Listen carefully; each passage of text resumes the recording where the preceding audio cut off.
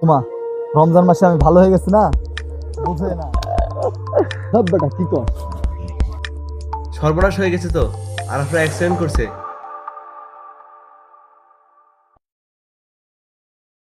কই রে ওই, এখনো আসছে না? আরে ওর কোনো টাইম মেনটেন আছে? হেই ভাই লোক, সরি লেট হয়ে গেল। কিরে ভাই আরাফ, কতক্ষণ ধরে বসে রাখছোস? বন্ধু আর বলিস না, ওই যে ভাবছি রমজান মাস চলতেছে, মাকে একটু কাজে হেল্প করলাম আর কি। কি, তুই মাকে কাজে হেল্প করলি? ওমা, রমজান মাসে আমি ভালো হয়ে গেছি না, বুঝে না। আচ্ছা ওইসব বাদ দে, কি তোরা বলবি বল।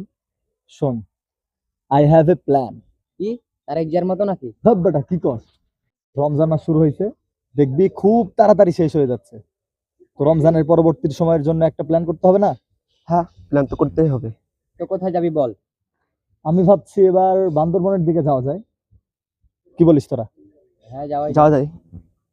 কিন্তু দোস্ত, তোর কাছে একটা রিকোয়েস্ট। কি? তুই এখন আমাদের একটা সেলফি নিবি এবং গিয়ে স্টোরি দিবি যে ঈদের পরে আমরা বান্দরবন যাচ্ছি, সবাই আমাদের জন্য দোয়া করেন। ওকে বন্ধু, মন খারাপ করিস না। তো মিটিং তো ডান, তো ঠিক আছে, বাড়ি যাই, চল।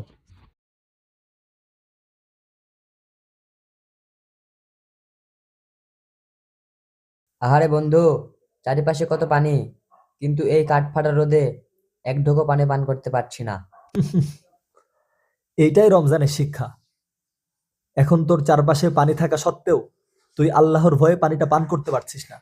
ঠিক তেমনি রমজানের পরবর্তী মাসগুলিতে তোর চারপাশে গুনাহ থাকবে, কিন্তু তুই আল্লাহর ভয়ে সেই গুনাহে লিপ্ত হতে পারবি না।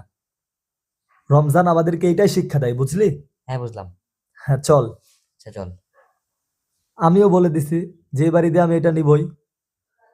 ওই শোন, কাল কিন্তু আমাদের বাসায় ইফতারের দাওয়াত, চলে আসবি দুজনেই। বন্ধু, তুই কোনো চিন্তা করিস না, আমরা ইফতারির ঠিক আগ মুহূর্তে নির্দ্বিধায় তোর বাসায় পৌঁছে যাব। আচ্ছা শোন, আমরা শপিং এ বেরোবো, তুই যাবি? চল তাইলে। চল। তুমি থাকো মামা, দেখা হবে। গাড়ি কোথায় রাখছিস? আরে বের কর আছে, চল।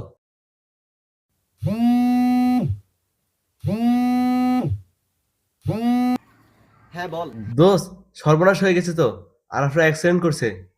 কি বলিস? ওরা কোথায়? আরাফ আর বেঁচে নেই, আর শ্রাবণ হসপিটালে।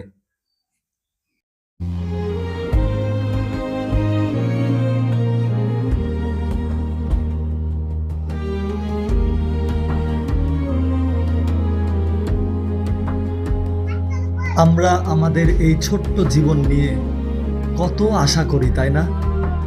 কিন্তু একটাবার ভেবেছেন, যদি হঠাৎ আমার মৃত্যু এসে যায়, কি হবে তখন আমার? তাই আসুন, এই রমজানে সব গুনাহ ছেড়ে দিয়ে তাওবা করে ফেলি।